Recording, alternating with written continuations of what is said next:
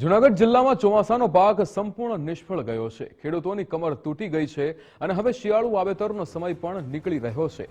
એટલે ખેડૂતો નુકસાની સર્વે અને સહાય માટે ગ્રામ પંચાયત ઓફિસે દોડી રહ્યા છે, પણ ત્યાં તેમની સામે નવી મુસીબત ઊભી થઈ છે। ઓનલાઈન સર્વર ડાઉન થતા દરરોજ સવારથી સાંજ સુધી સેંકડો ખેડૂતો તલાટી કમ મંત્રી અને વીસી પાસે 7/12 8 નકલ અને નુકસાની ફોર્મ ભરાવવા લાઈનમાં ઊભા રહે છે। ઘણી વખત તો એક નકલ કાઢવામાં 2-3 દિવસ લાગી જાય છે। વીસીએ જણાવ્યું હતું કે ઓછા મહેનતાળે અમારે ખેડૂતોના રોષનો ભોગ બનવું પડે છે। સર્વર નહીં ચાલે તો અમે શું કરીએ?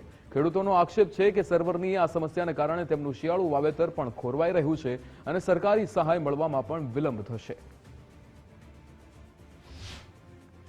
મંડળીમાં સભ્યમાં છું, છતાંય જો આ પાક વીમો અને આ સર્વે જે ચાલુ છે એ હાવ આપતું જ નથી કામ।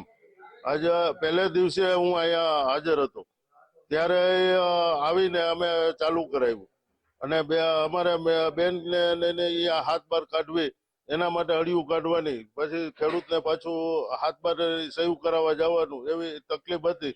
એ અમે આવીને કરાવ્યું અને છતાંય હજી આ સર્વે ચાલુ નથી।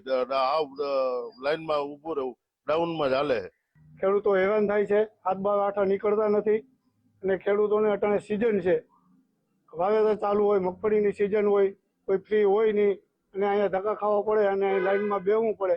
તો સરકારને એટલી વિનંતી કે સર્વ રેગ્યુલર હાલે અને સરકાર પાસે ખેડૂતોની બધી માહિતી છે, છતાંય ખેડૂતોને સરકાર હેરાન કરે છે। દાખલા લેવાના, હાથબાર લેવાના, બધું ટોટલી માહિતી સરકાર પાસે છે। જો સરકાર પાસે માહિતી ન હોય તો ખેડૂતને ખાતામાં 2,000 નાખે ક્યાંથી? તો એની પાસે માહિતી છે તો જ ને, તો ખેડૂતને હેરાન શું કામે કરે છે બધા? 4 હેક્ટરમાં માંડવી લે છે અને અહીંયા ગુજરાતની અંદર આ સરકાર ખેડૂતને બધાને હેરાન કરે છે અને આ સર્વે હાલતું નથી અને આ બધું ઓનલાઈનમાં ધક્કા ખવડાવે, કાં ખેડૂતનું વાવેતર હોય ને આવી રીતે સરકાર બહુ ગેરરીતિ કરે। તકલીફો થાય છે બાપા? હે, લાઈનમાં ઊભું રહેવું પડે, ખેડૂતને અહીંયા લાઈનમાં રહેવું પડે। સરકારની આ જે નુકસાનીને જે ઓનલાઈન થાય છે એમાં ઘણી વખત જે 7/12 જે સર્વર છે એ તો હાલતી જ નથી। 7/12 છે ને માન અડધી કલાકે એકાદ સેટ માન નીકળે છે અને એના હિસાબે ખેડૂતો બધા ઘણા હેરાન થાય છે। અને જે અત્યારે જે આ ઓનલાઈન આપણે નુકસાનીની થાય છે એની અંદર પણ ઘણી વાર સર્વર ડાઉન થઈ જાય છે, જેને હિસાબે જે કામ આપણે 5 મિનિટનું હોય એ અડધી કલાક થાય તોય થઈ શકતું નથી ને એના હિસાબે બધા હેરાન થાય છે। વિશેષ કામ કરવા છતાં પણ એને મહેનતાણું ઓછું મળે છે અને એના હિસાબે બધા હેરાન થાય છે।